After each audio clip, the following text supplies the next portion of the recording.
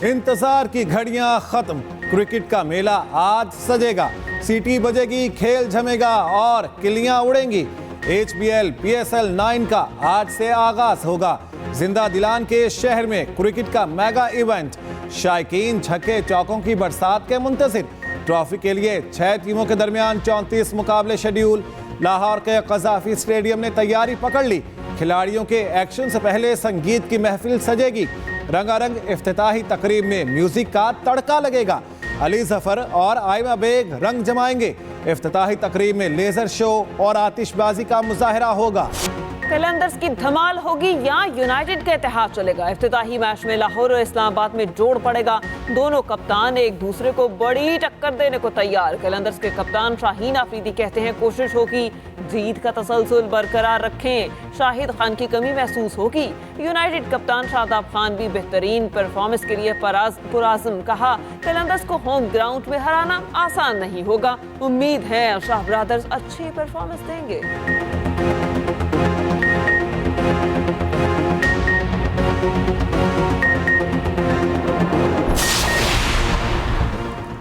कराची में 7 साला अबान के कत्ल की गुत्थी सुलझ गई। वारदात की CCTV फुटेज मंजर आम पर आ गई। 15 साला कजन ने किचन से छुरी उठाकर जान ली। दौरान तफ्तीश मुलजिम सुफियान ने एतराफ़े जुर्म कर लिया। बताया अबान अपने वालिद से मेरी शिकायतें करता था। शिकायत सुनकर मामू मुझे डांटते थे।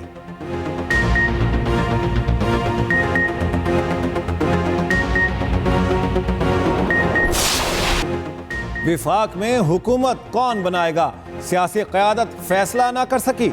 मुल्क की तीनों बड़ी जमातें ताहाल किसी नतीजे पर ना पहुंची। मुल्क की मुआशी सूरत-ए-हाल इंतहाई गंभीर। कोई जमात तनहा नहीं निमट सकती। इंतखाबात को हफ्ते से ज़ायद वक्त गुजर गया। सियासी जोड़ तोड़ ख़त्म ना हुई। हुकूमत साजी से मुतालिक मुशावरत का अमल जारी। सियासी कायदीन फिर बैठेंगे। कोऑर्डिनेशन कमेटियों की तीसरी नशिस्त आज होगी।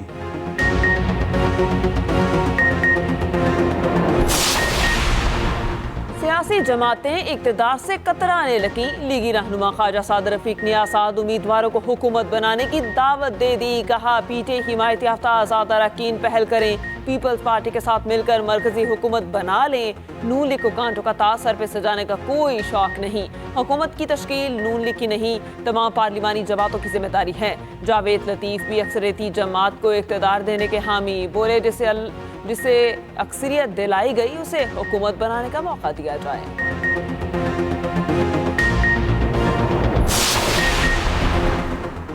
लीगी अरकान की विफाक में अकेले हुकूमत ना बनाने की तजवीज़। नवाज शरीफ की ज़ेर सदारत नून लीग के बड़ों की बैठक। इजलास की अंदरूनी कहानी सामने आ गई। विफाक में हुकूमत साजी से मुतालिक ताहाल फैसला ना हो सका। विफाकी हुकूमत बनाने के लिए पार्टी के अंदर मुतजाद राय। शुरका ने तजवीज़ दी पीपल्स पार्टी के बगैर विफाक में हुकूमत नहीं बनानी चाहिए। सियासत नहीं रियासत बचाओ फार्मूले के तहत हुकूमत बनाने की तजवीज़ भी ज़ेर गौर। तमाम जमातों को साथ मिलाकर मुश्तरका हुकूमत तश्कील दी जानी चाहिए। कौमी मुफाद में मुल्क को मुआशी गर्दान से निकालने में अपना अपना हिस्सा डाला जाए। खान साहब की हिदायत पर हमने मरकज में अपोजिशन में बैठने का फैसला किया। पंजाब में भी हमने अपोजिशन में बैठने का फैसला किया। बावजूद इस हकीकत के कि अगर हमें हमारी जो वोट हमें मिले उस तनासब से अगर हमें सीटें मिलती और नताइज ना बदले जाते तो आज हम शायद मरकज में भी 180 सीटों के साथ बैठे होते। पीटीआई का मरकज और पंजाब में ओपोजिशन में बैठने का फैसला। बैरिस्टर सैफ कहते हैं बानी पीटीआई की हिदायत पर ओपोजिशन में बैठने का फैसला किया। तमाम जमातें नताइज के खिलाफ एहतजाज कर रही हैं। पीटीआई वफ्द की कौमी वतन पार्टी से मुलाकात। उधर पीटीआई और जमात इस्लामी का इस्लामाबाद में भी मुश्तरका इजलास। हुकूमत सासी ओपोजिशन में बैठने और दीगर मामलात पर बातचीत। मीडिया से गुफ्तगू में असद कैसर ने कहा हम कानून के अंदर रहकर जिद्दोजहद करेंगे। लियाकत बलोच का चीफ इलेक्शन कमिश्नर के इस्तीफे और कमीशन बनाने का मुतालबा।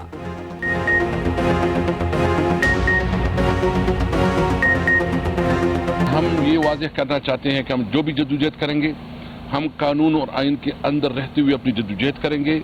हम किसी तौर पर जो है ना ये हमारी कोशिश है कि हमारी जद्दोजहद पर अमन जद्दोजहद हो और हमारा बुनियादी हक हमें दिया जाए और वो हक है पेरेंट्स। इंतखाबात में मुबैना धांधली। पीटीआई को एहतजाज की इजाज़त न मिल सकी। इस्लामाबाद इंतजामिया का एहतजाज या रैली की इजाज़त देने से इनकार। पीटीआई की दरख्वास्त मुस्तरद कर दी। मौक़िफ़ अपनाया, शहर में दफ़ा 144 नाफिज है, लोग किसी एहतजाजी सरगर्मी का हिस्सा बनने से गुरेज करें।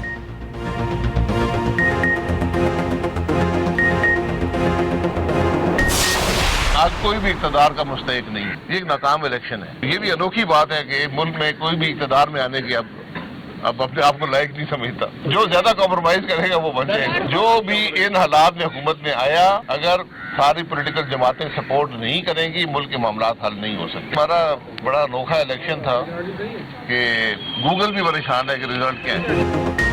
शाहिद खाकान अब्बासी ने हालिया इलेक्शन मुल्क की खराबी का सबब करार दे दिया। कहा, जो कम्प्रोमाइज करेगा वो इक़्तिदार में आएगा। अनोखी बात है, कोई भी खुद को इक़्तिदार के लायक नहीं समझता। साबिक वज़ीर आज़म मीडिया से गुफ्तगू में मज़ीद बोले, फॉर्म 47 जीत गया और फॉर्म 45 हार गया। रिजल्ट देते देते गूगल भी थक गया। बताया था इलेक्शन इंतशार देंगे और वो साबित भी हुआ। वो खुद परेशान है, सर पकड़ के बैठा हुआ है। 2.5-3 महीने पहले ही हमें पता था कि पेमेंट हो गई है, जहाँ जहाँ जानी थी पेमेंट चली गई है। प्रोटेस्ट जो इलेक्शन में डाका डाला गया है उसके खिलाफ है। फौज हमारी अपनी है, जो हमारी फेडरेशन को संभाल रही है, उस फौज से हम दूर हो, हम ये सोच भी नहीं सकते हैं। अब तो ये जो फैसला जो हमारे करते हैं, अब उनको सोचना पड़ेगा कि अब आपके पास कौमी लीडर नेशनल लेवल पे नहीं रहा। इमरान खान को सब चोर कहते हैं, चलो ठीक है, चोर है ना तोशाखाना में। क्या इमरान खान से पहले जो लोग आए थे, प्राइम मिनिस्टर या प्रेसिडेंट, उन लोगों ने कुछ नहीं लिया तोशाखाना से? तो सिर्फ इमरान खान चोर है? मेरी नज़र में इमरान खान चोर नहीं है।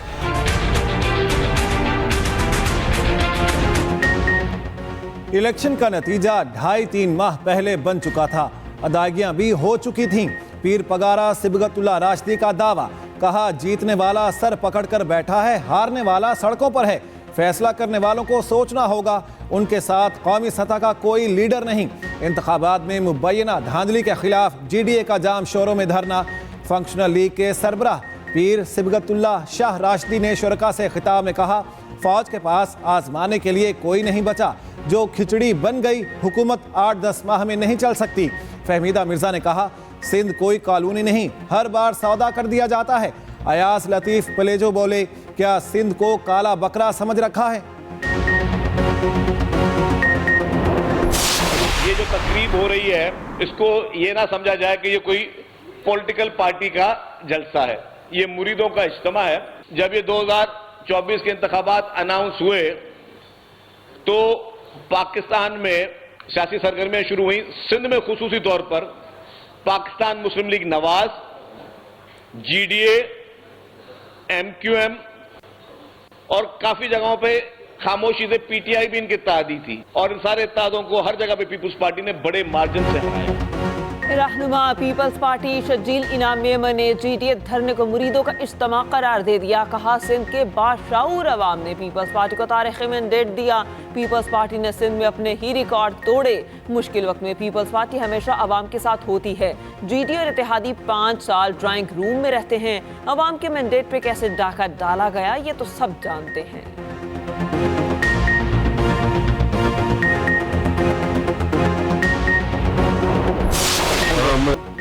फैज़ हमीद का नाम गलती से जुबान पर आ गया। मौलाना फजलुर रहमान ने अपने बयान की वजाहत दे दी। कहा, कमर जावेद बाजवा और फैज़ हमीद को 2018 में धांधली का जिम्मेदार समझता हूँ। मुल्की सियासत में इस्टेब्लिशमेंट का रोल नहीं होना चाहिए। इन मामलात पर ज़्यादा बहस के बजाय तारीख के हवाले कर दें। एक इंटरव्यू में कहा, अदम एतमाद और इल्ज़ामात पाकिस्तानी सियासत का हिस्सा हैं। मुझे अदलिया और दीगर इदारों पर एतमाद नहीं। मैं इस निज़ाम के खिलाफ हूँ। कैसे मुमकिन है हमें रोने और चीखने की भी इजाज़त ना हो?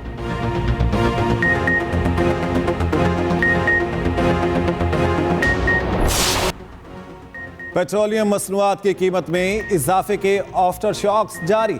ट्रेन का सस्ता सफर भी जेबों पर भारी पड़ने लगा। रेलवे हुकाम ने किरायों में इजाफा कर दिया। मुसाफिरों से 2% जायद किराया वसूल किया जाएगा। नोटिफिकेशन जारी। अमल दरामद आज से होगा।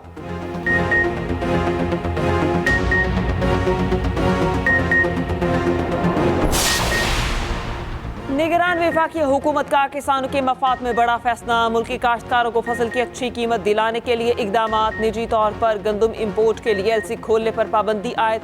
15 मार्च तक गंदम मुल्की बंदरगाहों पर लाने की इजाज़त होगी। शॉर्टफॉल मुकम्मल होने के बाद पाबंदी लगाई गई। ज़राए के मुताबिक फैसले का मकसद किसानों को फसल की बेहतरीन कीमत की अदायगी को यकीनी बनाना है। शॉर्टफॉल मुकम्मल होने के बाद निजी गंदम पर इंपोर्ट से ज़र मुबादला ज़ाया होगा।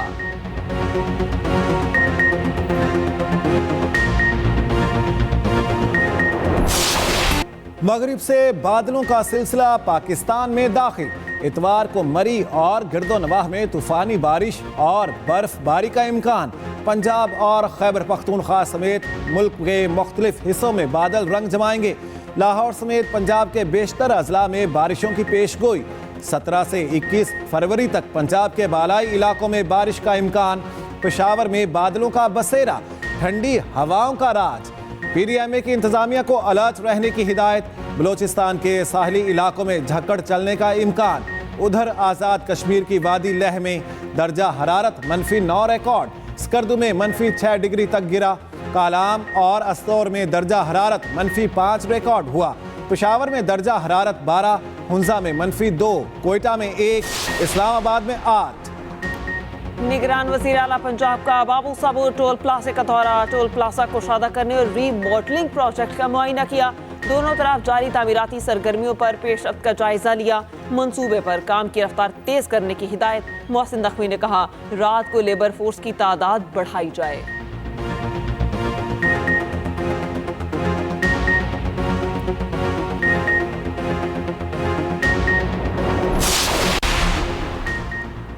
फ़ज़ाई मुसाफिरों के लिए अच्छी खबर। फ्लाइट जिन्ना के बैनुल अक़वामी परवाज़ों का आगाज़। इस्लामाबाद एयरपोर्ट के लाउंज में पुरवक़ार तकरीब। चेयरमैन फ्लाइट जिन्ना इकबाल अली लाखानी और CEO अरमान की शिरकत। Deputy head of mission UAE embassy Islamabad भी शरीक हुए। सस्ते तरीन किरायों के साथ बेहतरीन फ़ज़ाई सफ़र की सहूलियात मिलेंगी। पहली परवाज़ इस्लामाबाद से शारजा के लिए कुछ देर में उड़ान भरेगी। फ़लस्तीनियों की नस्ल कुशी कई माह से जारी। इसराइल ने मजीद 112 शहरी शहीद कर दिए। काबिज फौज ने वस्ती गजा में घरों पर बारूद गिराया। सेहूनी अहलकार खान यूनिस के नसर अस्पताल में टैंक लेकर घुस गए। तिबी अमले मरीजों और बेघर फ़लस्तीनियों को ज़बरदस्ती बाहर निकाल दिया। मगरबी किनारे के शहर जनीन से 11 फ़लस्तीनी गिरफ्तार। मगरबी ममालिक की मुखालिफत के बावजूद इसराइल रफ़ा को खंडर बनाने पर तुल गया। अमरीकी सदर ने कहा, इसराइल रफ़ा पर कोई बड़ी कार्रवाई ना करे। रफ़ा में 14 लाख फ़लस्तीनी पनाह गुज़ीन आबाद हैं। इसराइल गजा में नस्ल कुशी रोकने के लिए इक़दाम करे।